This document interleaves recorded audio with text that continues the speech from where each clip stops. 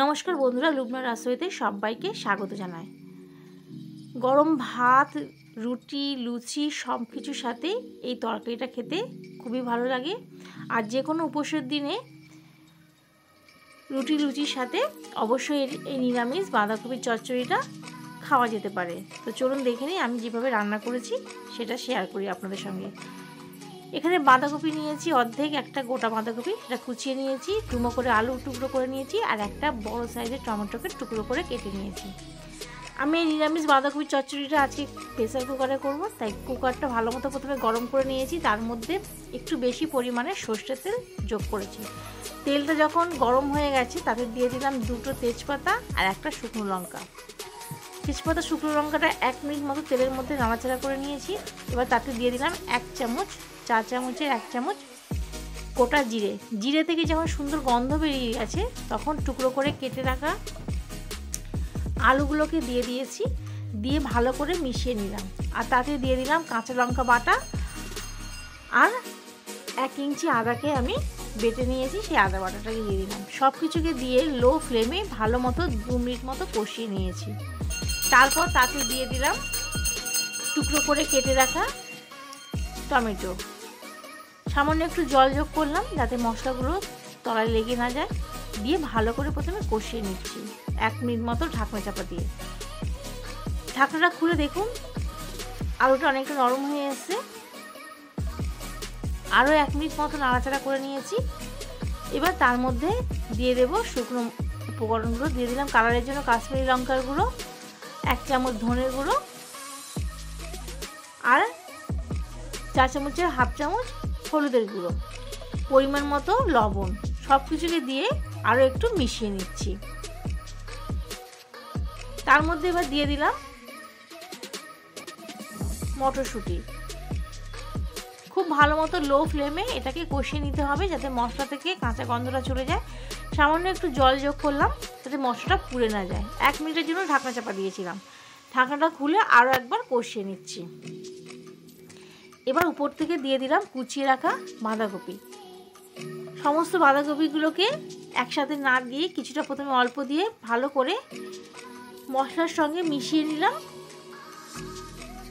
যাতে বাঁধাকপিটা একটু নরম হয়ে আসে। আর বাদবাকি বাঁধাকপিগুলো এবার দিয়ে দিলাম। সমস্ত কিছুকে দিয়ে মিনিট 5 সময় ধরে ভালো মতো কষিয়ে নিতে হবে। কষাতে কষাতেই দেখবেন বাঁধাকপিটা অনেকটা নরম হয়ে আসবে আর বাঁধাকপি থেকে জল ছাড়তেও শুরু করে দেবে।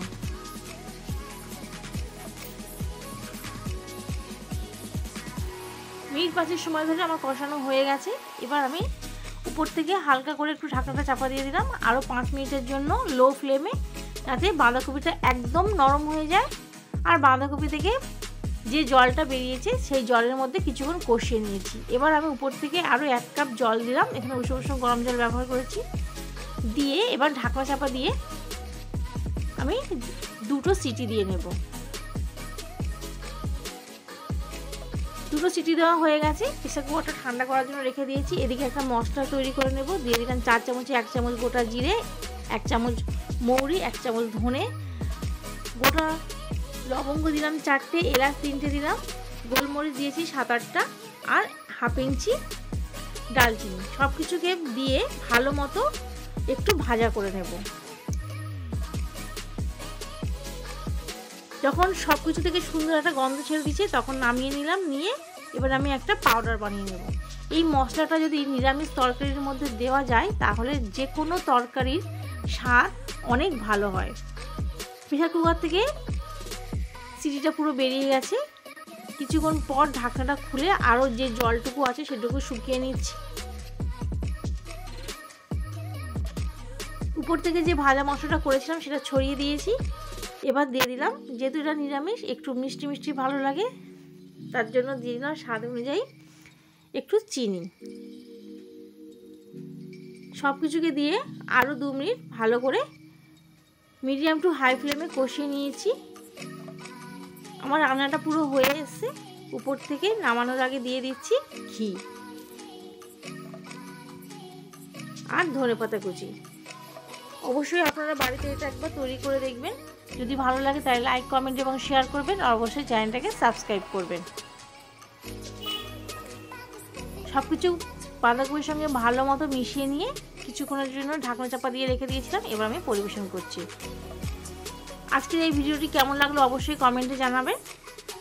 আজকে তাহলে এই পর্যন্ত। আমি আবারও ফিরে আসবো নতুন কোনো ভিডিও নিয়ে। ততক্ষণের জন্য ভালো থাকবেন, সুস্থ থাকবেন। তো খুব সহজেই তৈরি করে নিলাম নিরামিষ বাঁধাকপির চচ্চড়ি। ভিডিওটি প্রথম থেকে শেষ পর্যন্ত দেখার জন্য ধন্যবাদ।